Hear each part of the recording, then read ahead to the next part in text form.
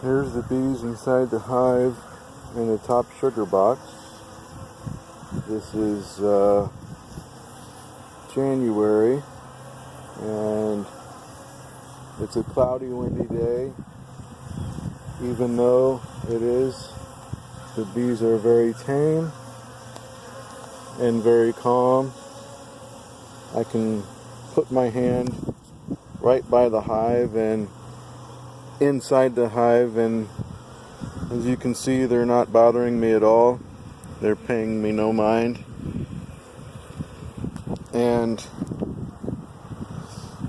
these bees have went through minus 15 and 20 degree weather.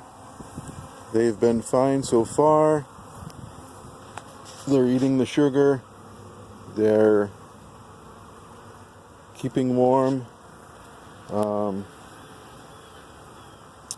Doing a lot of flying today.